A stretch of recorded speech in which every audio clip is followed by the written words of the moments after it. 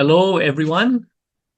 I should say good evening, but there are a few who might be from a different time zone. So I should say good morning, good afternoon, or good day.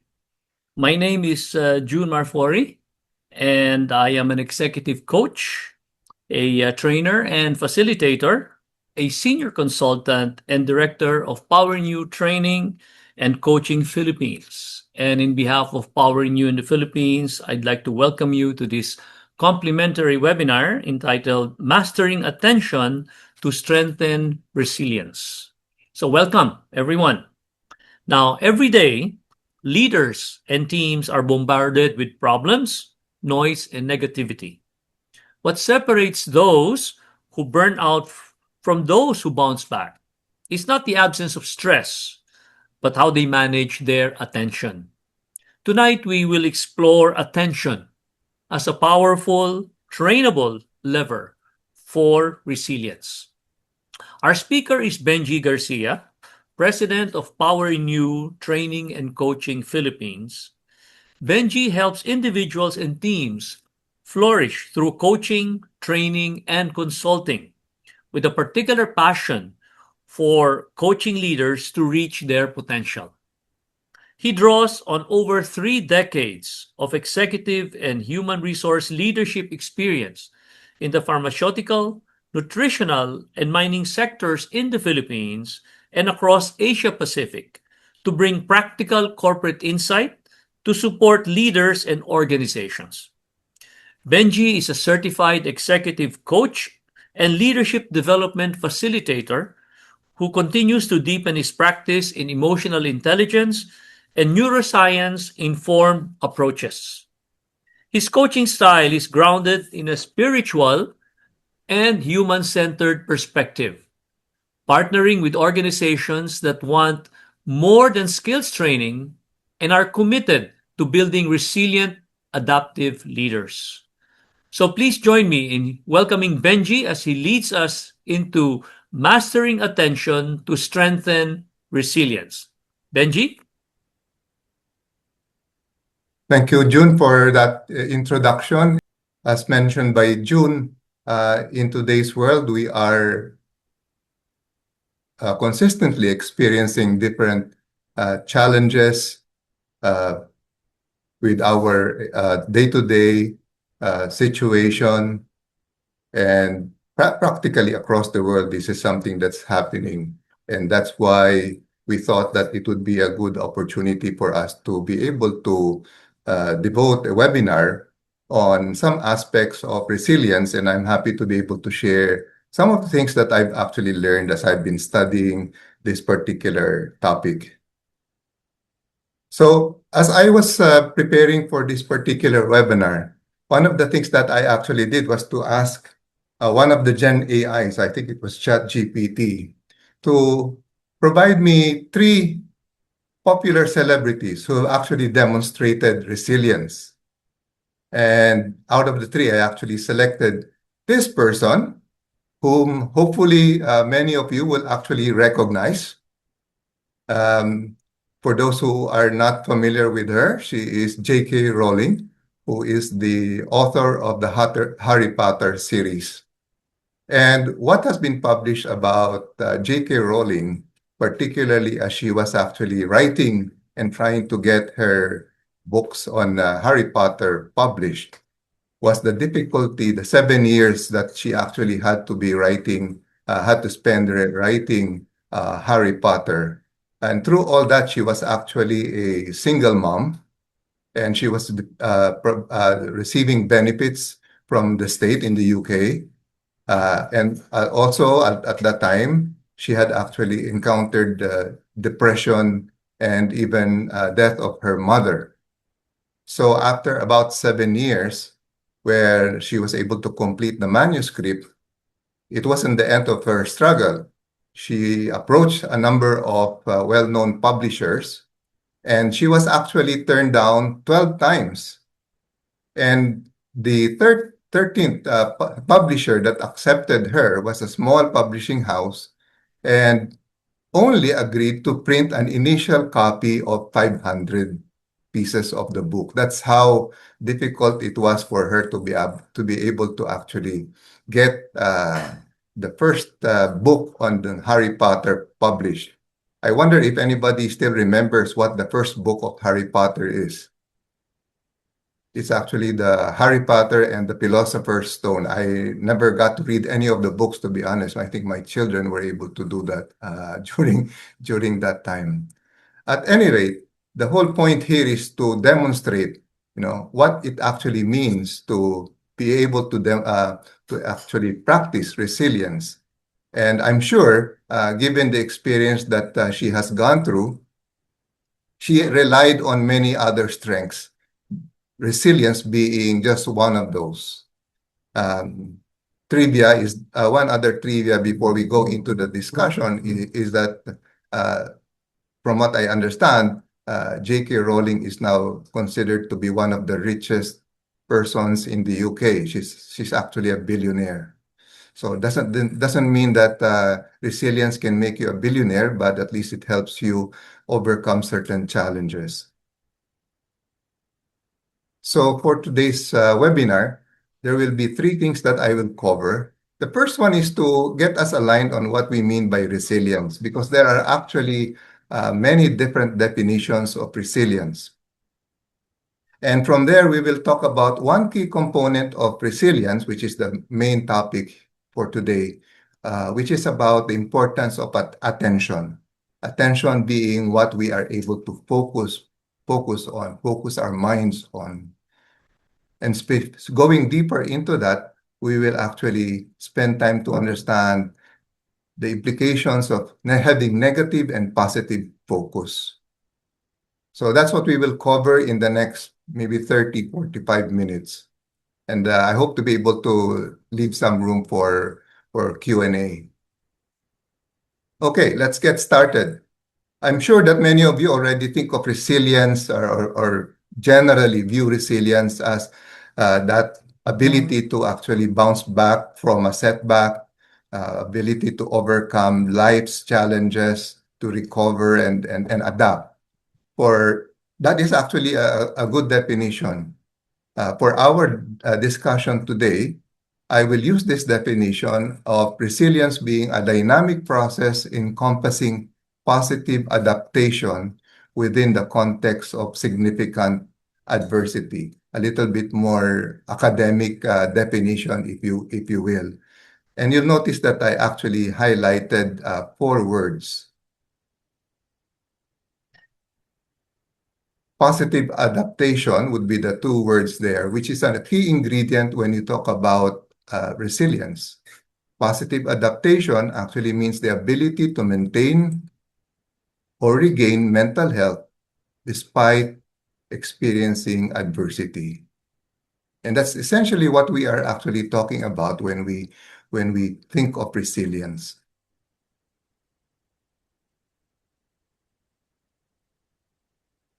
What the researchers have actually said, or authors have actually said, is that resilience changes from situation to situation. Perhaps you can actually think of situations that you've had or experiences that you've had where you feel that you've been able to successfully bounce back and overcome setbacks. But at the same time, you may also be able to think of situations where it was much more difficult for you to actually recover and bounce back. That is the nature of resilience. It changes from situation to situation.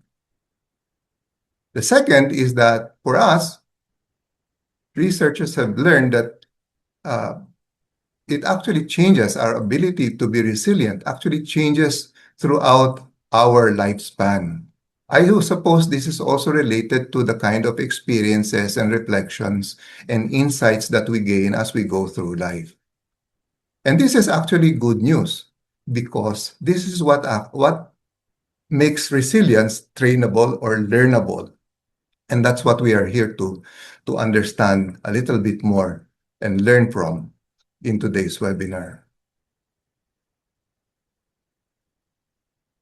Resilience is also a branch of positive psychology, and the studies that are done on resilience basically try to answer 2 questions. The first one is, How do more resilient people differ from less resilient people?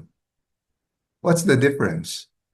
What is it that makes some people more resilient than others?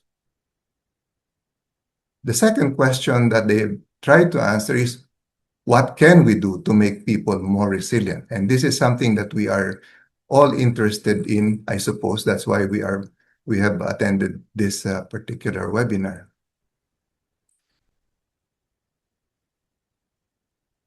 For the discussion that I will cover, resilience is actually broken down into 4 key elements. The first one, which we will focus on today, is actually mastering attention. The second one talks about the power of thoughts. You know, what we think about actually can impact our ability to be resilient. The thoughts that we entertain in our mind is what actually impacts our resilience. The third one is actually motivation to push forward. So key here is actually the motivation to continue to bounce back. And here, in this particular element, we're really talking about meaning and personal values that we attach to to the situation that we are encountering. And last but not the least is effective coaching. There is such a thing as helpful and unhelpful coping approaches. And some individuals actually make do with what would be unhelpful coping strategies, and there are those that are able to actually choose more helpful coping approaches to their situation. So as I said, in today's webinar, we will focus on the first one, but keeping in mind that in reality, these 4 elements actually interact with each other. However, with the time that we have for this webinar, we will only be able to focus on the first one, which is equally important. So moving to the importance of attention, I'd like to start with a quote from one of the leadership gurus and executive coaches that I continue to follow, Marshall Goldsmith. And he actually said, what we focus on grows in our thoughts and even our teams and our culture. In reality, the first part of this quote, what we focus on grows, is something that I've actually heard not just from Marshall, but from many other leadership gurus and executive coaches. What we focus on grows. And really, that's the key point as far as the importance of attention is concerned. And we'll try to unpack this in the next few slides. One way of imagining or interpreting attention is with the use of the metaphor of a sailboat with you as the captain. So like a captain, you actually get to choose what grabs your attention.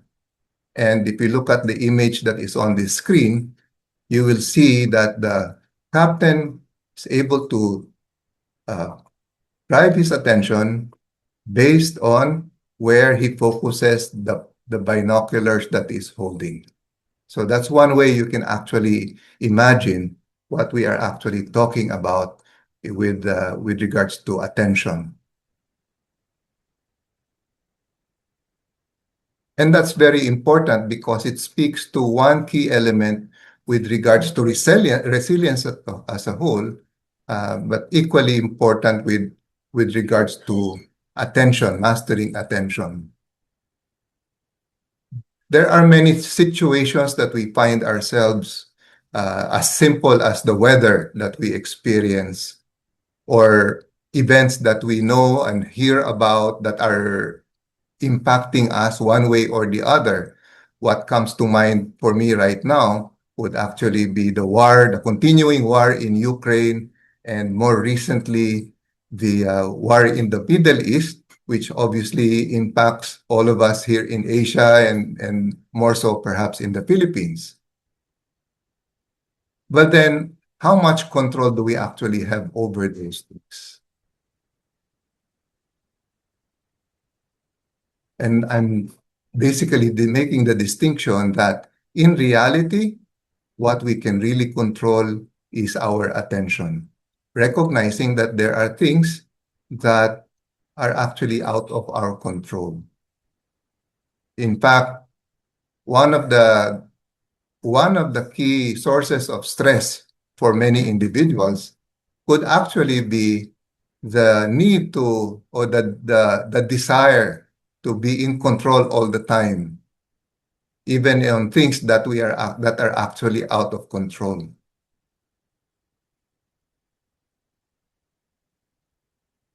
I have this image on the screen which I'd like you to focus on. This is actually an aerial view of El Nido. And as you look at this image, I'd like you to note the feeling that comes to mind. What feeling or feelings you are experiencing? Let's pause for a moment to have you concentrate on that. And I'd like you to type your response on the chat box. With this, I would like to ask June's help to read out some of the responses, if you will, June. Yes, Benji.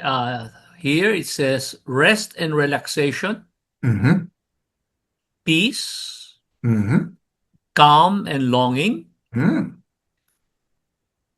serenity. Okay. Actually, serenity comes out three times from three Mm. individuals. Okay. Peaceful, Mm-hmm. marvel at the nature. Okay. Thank you. Yeah. Thank you for those responses. I wonder if those who responded have actually been to El Nido, perhaps. Okay, let's move to the next slide. Now I want you to focus on this particular image. And the same exercise, what feeling or feelings come to mind? If I could ask some of you to, or all of you, if possible, to again type the Yeah. feeling that comes to mind on the chat box. June, please. Yeah. The first one is stress. Stress, okay. Second one is flood control with Blood a control. All right. challenge, Uh-huh. distress, Distress, chaos, chaos. disturb. Mm-hmm. Yeah, these are just a few. Chaos again came out the second time. Okay. Yeah. Good. Thank you. Perhaps even those who did not type in their answer would have some uh, feelings or emotions that they actually felt just looking at these two images. What is the point of this particular brief exercise? It is actually to demonstrate how attention actually affects us. In very simple terms, attention focus on negative things, negative situations, negative events, and just negative things in general actually evoke or trigger in us negative feelings. In the same way that focusing our attention on positive things triggers positive feelings in us. So this is one of the key points why attention is actually very important, because it actually, where we focus our attention triggers a different set of feelings related to those particular things or situations that we encounter. Okay. We'll go deeper into this by looking at making the distinction between what is internal and external. So let's start with positive things. Like I said, positive things, there can be internal things and external positive things. So what are some of the examples? Let's look at positive internal things. What do we mean by internal things here?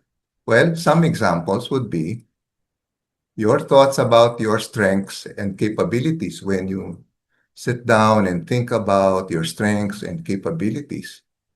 Those are generally things that trigger positive feelings. when you think about a pleasant interaction that you had, maybe with a family member or people at work.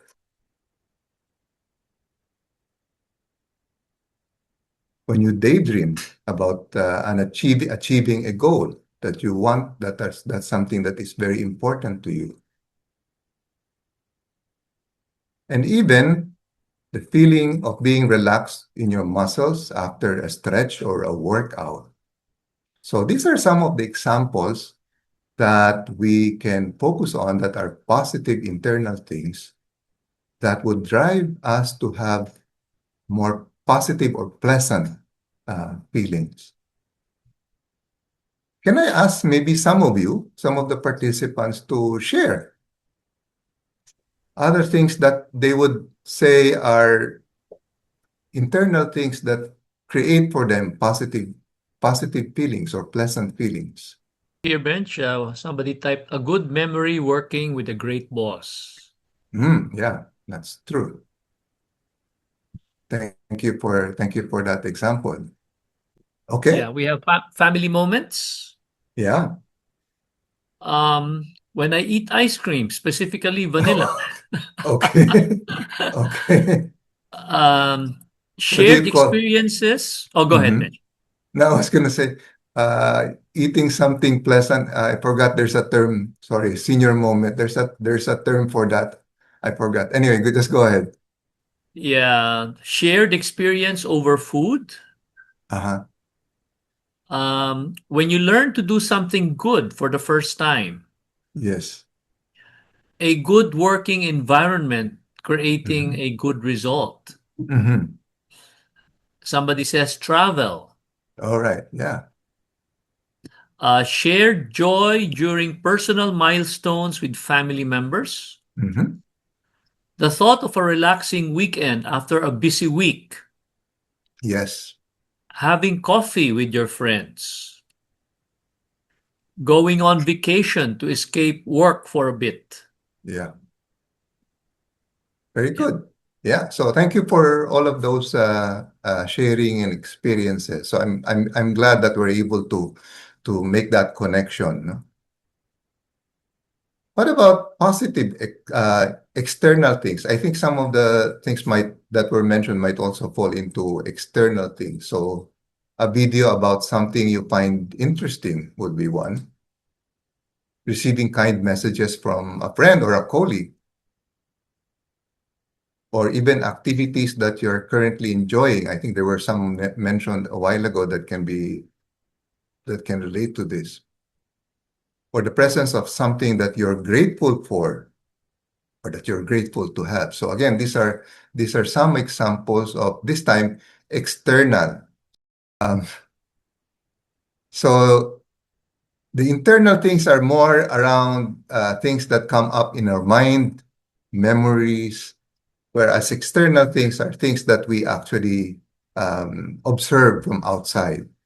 So that's basically the difference. But you'll notice that they both actually can trigger or evoke positive feelings for us, positive, pleasant feelings. That's the point that I was trying to make here. So if there are positive internal and external feelings, there's also negative internal and external feelings. So examples, and maybe there could be more examples of this as well, but I will not ask people to, in the interest of time, I will not ask people to share examples in this case. I just give the example because I think you got the point. Thoughts about your weaknesses and limitations. A memory of something annoying someone said or did to you. An imagined scenario. Remember, think about it. It's just an imagined scenario. It's a what if where you fail. Or even a persistent ache in your knee or some other part of your body. So these are examples of things that we feel that come from us internally, that are actually triggering unpleasant feelings for us. Similarly, This one, I think many of us can easily relate to this. Negative external things. Oh, number one, a news program about crime and conflict. I don't know how many of you still spend a lot of time watching the news because most of the news are actually talking about things that are going bad. Angry comments online for those that have, Facebook and Instagram, all of those other social media platforms that you have accounts. So maybe bashing or bullying. Hopefully, none of you are actually have experienced that. Or maybe even as simple as thinking about work that you would need to do that you're not particularly happy to be doing, maybe tomorrow when you get back to the office or you get back to work. These are the things that could trigger unpleasant, unpleasant feelings. Or something that is missing, absence of something that you wish you own, something that you really, really wanted, but still unable to actually acquire or possess at this point in time. So these are the things that may trigger unpleasant or negative feelings for us. If there are positive external things and internal positive internal external things and negative internal external things. What about neutral things? Is there such a thing as neutral things? And the answer is yes, there are. By neutral things, I'm referring to things like your breath, certain sounds, and certain body sensations that we have. And I'm bringing this up because this is really important because certain neutral things are a powerful tool by which we can ground our attention, particularly when we are getting or feeling overwhelmed or we are getting caught up in some negativity. And this is generally referred to as the use of anchoring techniques. Perhaps some of you have already heard this or maybe even are familiar with some of these anchoring techniques. One of the common breathing anchoring technique that I know of is actually called the box breathing technique.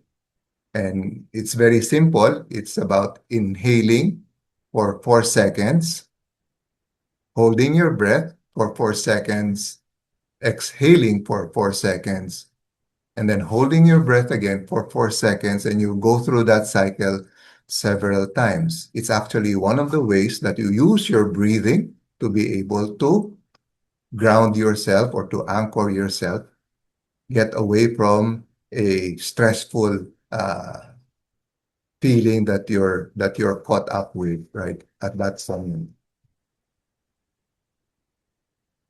This is another example of an anchoring technique that makes use of a combination of breathing and body sensation. We will not go through this. I'm just sharing this as an example.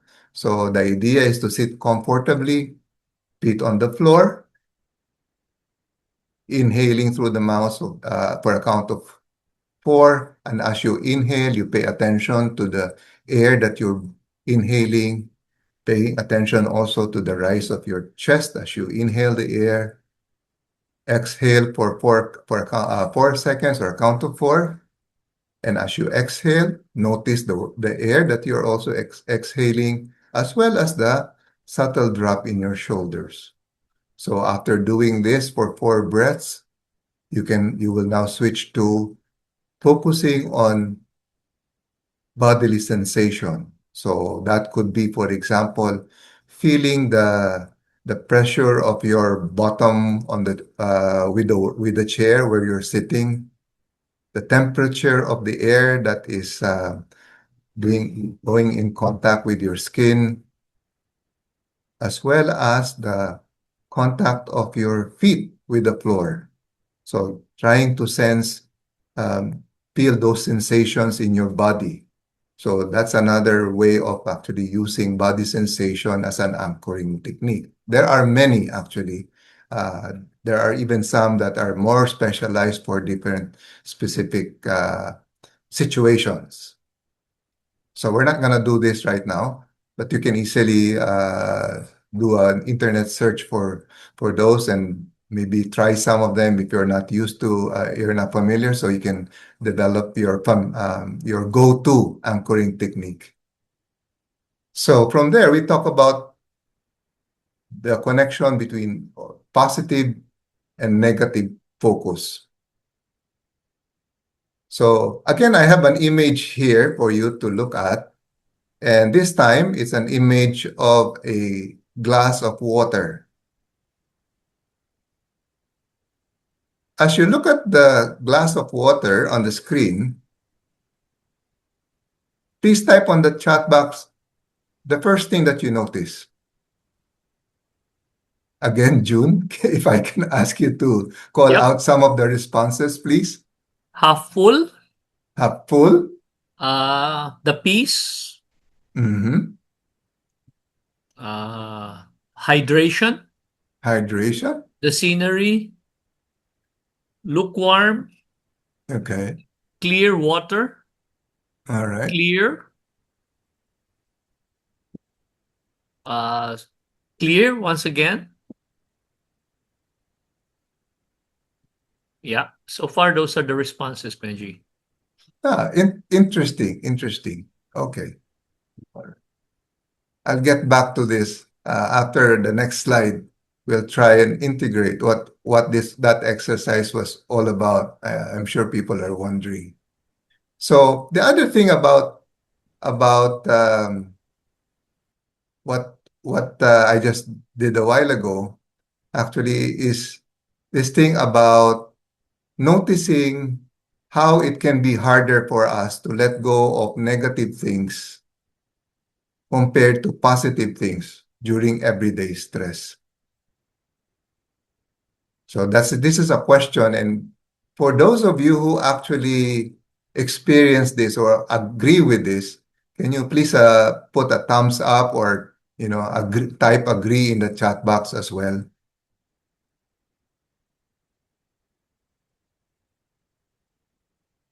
Yeah, we have some thumbs up.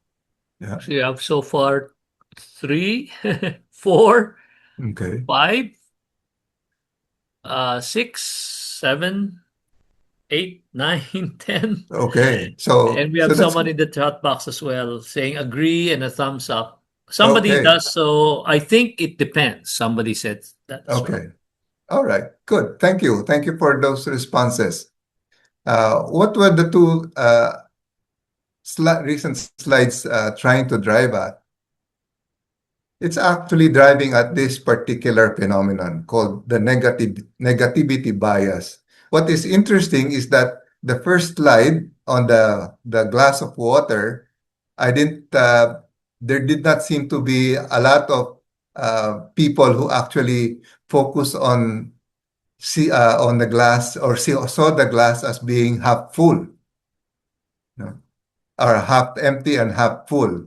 So if you notice, that's a common expression, seeing the glass either as half empty or half full. So interesting reaction from our participants tonight. But then again, the answer to the second question confirms what is actually referred to as part of negativity bias. Because what researchers have found is that we humans are more sensitive to the negative side of life. We tend to remember negative events more clearly. And going to the previous slide, we generally find it harder to let go of negative information or negative thoughts. So from a neuroscience standpoint, there are explanations for this on how the brain actually works. We won't go into that detail in this session, but that is something that has been established and been researched by neuroscientists, explaining why that is. It's also been explained from an evolutionary standpoint. Anyway, why is that important? Because there is such a thing as a downward spiral. What do we mean by a downward spiral? So going back to the example a while ago or to the model a while ago, when we focus our attention on negative things, we said that it actually triggers or evokes negative feelings in us. And when we actually experience this unpleasant or negative feelings, what's the consequence? We actually end up noticing more negative things. And when that happens, the tendency is to reinforce the negative feelings or unpleasant feelings that we have. And that's what we actually mean by a downward spiral, which is something that we need to become aware and something where we need to actually be able to consciously break this. One way is actually through the anchoring technique that we just talked about a while ago. So that's why neutral things, developing your anchoring technique or several anchoring techniques is one important way by which you would be able to overcome or avoid getting into this downward spiral or even not wanting to get into this downward spiral. Instead, you want to focus on the positive. What have researchers learned when we actually focus more on the positive? Well, one, it broadens our perspective on our problems or challenges. It actually helps us zoom out or see this situation from a larger perspective. It also helps us gain resources that support us during the life stress that we are encountering. Resources here could be about our ability to think and be creative, our ability to look at solutions, because the mind is not triggered by, anatomically, the mind is not triggered by the amygdala. And it helps us undo tension and stress in our body. So focusing on the positive, as you said a while ago from the short exercise that we did, gives you a positive feeling, which then allows you to relax, your body to relax and be filled with more of your brain to be filled with more of the positive neurotransmitters, as they call it. So this is actually second to my last slide. And so the take home that I would like to give you from this webinar, this presentation, one is it is important to be able to notice. We need to be able to notice when our attention is being hijacked, I'll use that term, into the negativity, the negative things. And when we become aware of that, to pause and to take time to move away from those negativities. One way is by developing, as I said, your anchoring technique using breathing, body sensation, using any of the new things to be able to move away from the negativity. And then consciously, deliberately focus on more of the positive things. And that's really the key point that I would like you to take away from this particular webinar. So thank you for your attention and for participating in the short exercises. I think I'll turn the floor back to June for questions from the group. All right. Thank you very much, Benji. A round of applause for our resource speaker. Benji, interesting because while I do have a couple of questions that were prompted in my mind, a comment was made shortly before you ended your presentation. It actually ties in very closely to your last two slides, and particularly the take-home slides. Because it says here from Tan Tran, I conduct some self-reflection now and completely agree that when I have negative feelings, I notice more negative things. That seems to align neatly with your research as well as your presentation, does it not, Benji? Yeah, yes, it does. And shout out to my former colleague from Mid Johnson. Thank you for from Vietnam. Thank you very much for joining tonight's webinar, Tan. Okay. So thank you for that question. And does that, in fact, affirm your presentation and at least your suggested take-home actions, Benji? As I was listening to your presentation, Benji, I particularly towards the end when you talked about the negative emotional spiral. How can one become much more successful in shifting your attention when you seem to be caught up in that negative emotional spiral? What tips can you give, Benji?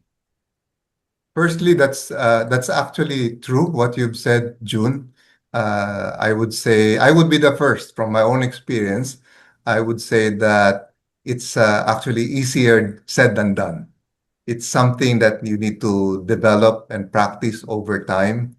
And I would even say that um, sometimes, it's hard to get it perfect all the time. Sometimes Mm-hmm. things get you by surprise. But one way, of course, is to prepare. No, when you are getting into a situation when you expect it to be stressful, where there's bound to be quite a bit of intense emotion and stress, it helps to prepare. So preparation, anticipating that in advance would help.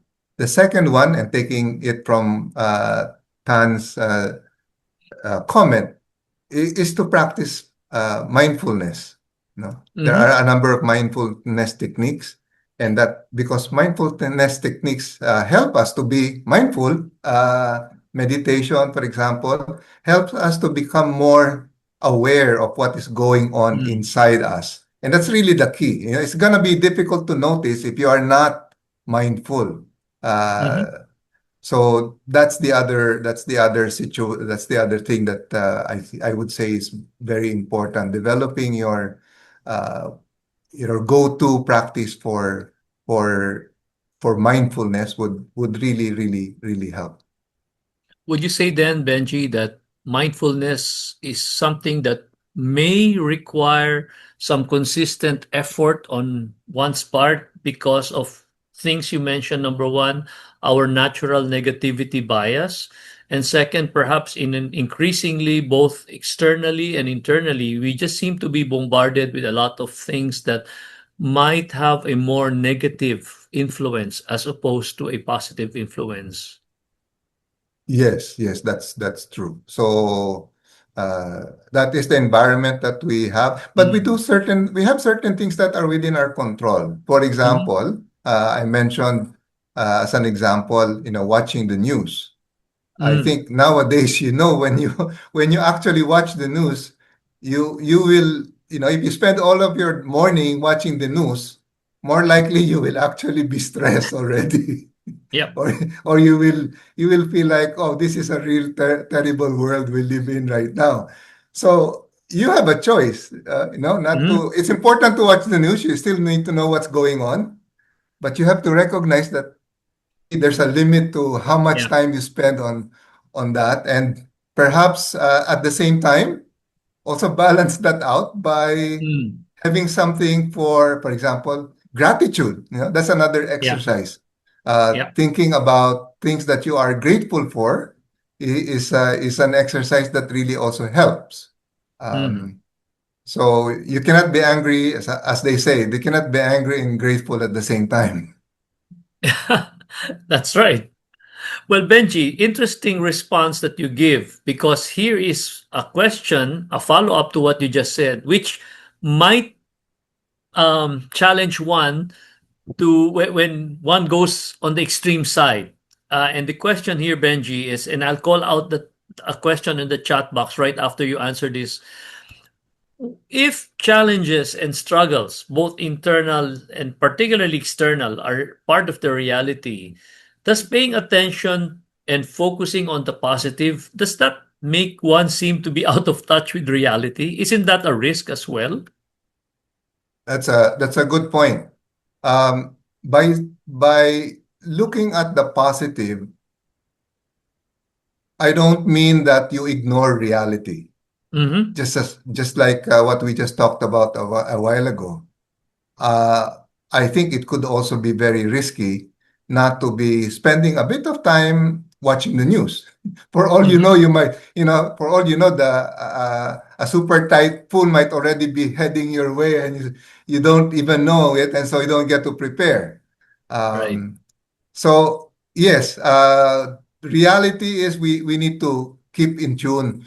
The point I think is balancing that out because there is that possibility of overwhelm that everywhere you turn, like we said a while ago in the downward spiral, everywhere you turn, your mind will end up focusing on only the negative.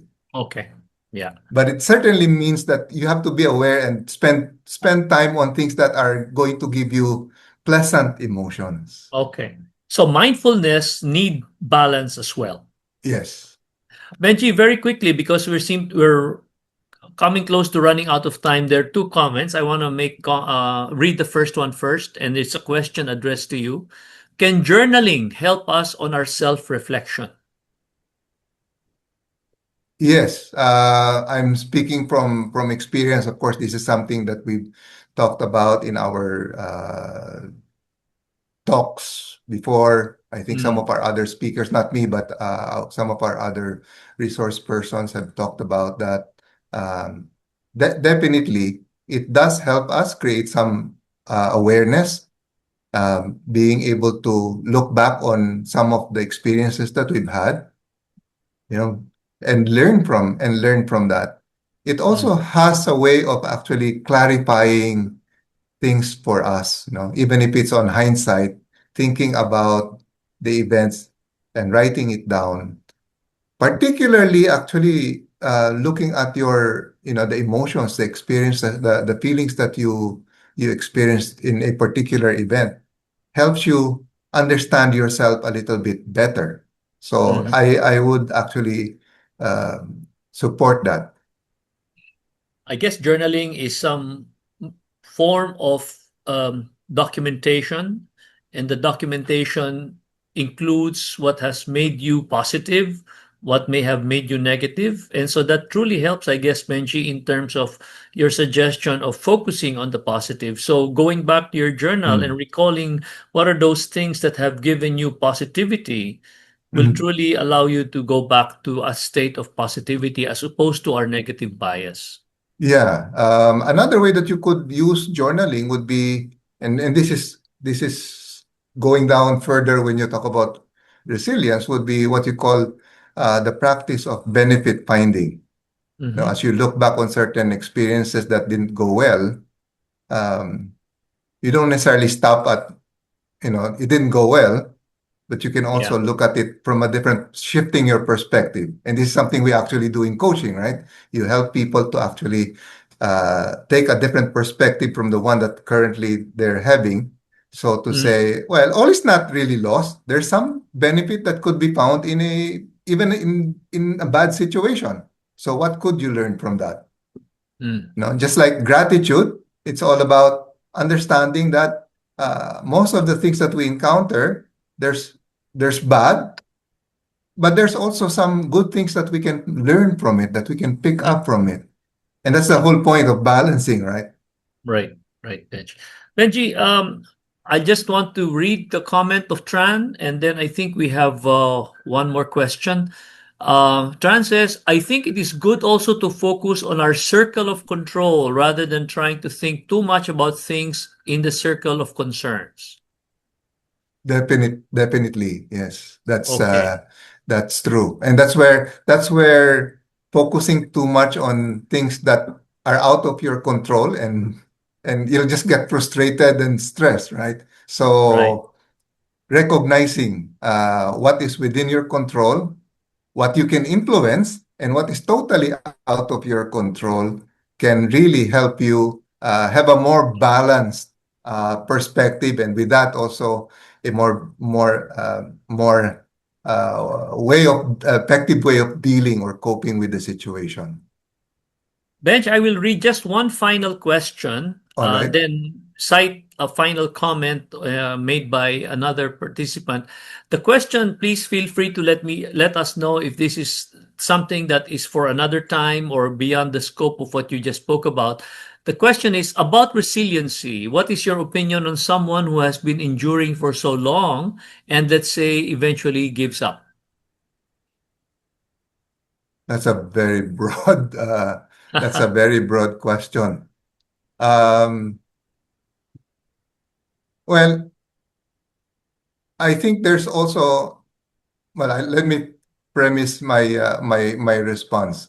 There, when I was preparing for this webinar, I was also researching on how is resilience related to grit, Mhm, and it is related. However, the focus of grit is actually being able to sustain working on something that may be difficult for a long period of time. That's what you generally look at when you talk about grit. Resilience, on the other hand, is more about bouncing back from a failure, an adversity, a difficulty, overcoming stress. So there is some overlap, but their mhm, focus is actually very different. Why am I bringing that up? Because there's also this material I remember reading from another psychologist who actually wrote a book called Shatterproof. mhm, Why am I bringing it up? Because there is also such a thing as learning when it is time to give up. There is also such a thing as learning when uh, it is up to you to now give it up. You know, it's not how should I say it? It's more related to actually grit. You know? When you talk about saying, well, yeah, I can demonstrate grit, but sometimes the best solution, the best way to deal with this is to say, I've tried everything I can, and it's time to actually say it's not gonna work. okay. Okay, Benj. Thank you. Just one final comment, Bench, and I think we really need to draw it to a Okay. close. One comment is I agree. For me, journaling helps me express myself and separate myself from my emotions. And then one final comment, Benji, sorry, this just came in. Diving deep into a hobby that requires skill and self study helps focus on positive things, taking better and better photographs as an example. So Definitely, there you go. definitely. Yeah, that's those are things that can actually trigger what we in psychology call as flow. And Mhm. when you're actually in a state of flow, you practically lose track of time, and that's really something that allows you to gives you a lot of freedom psychologically and emotionally, and a lot of Mhm. pleasant feelings as well. I think that came from Tonet. I saw Yes, yes, from yeah, our Tonet. good friend. Thank you for Very that contribution, Tonet. thank you, Tonet. Yes, and Tonet has been very actively engaged throughout the evening. So thank you. Benji, as they say, even all good things need to come to an end. So we would like to say thank you, first of all, to all of our engaged, active participants, all of those who have expressed their positive support through their engagement, participation, their chats, their questions, including those who have responded to your questions earlier, Benji. And of course, we'd like to say thank you to Benji as well. So, once again, thank you all for joining us tonight. We hope to see you at our upcoming webinars and learning events. Have a good day. Have a good evening, everyone. Thank you.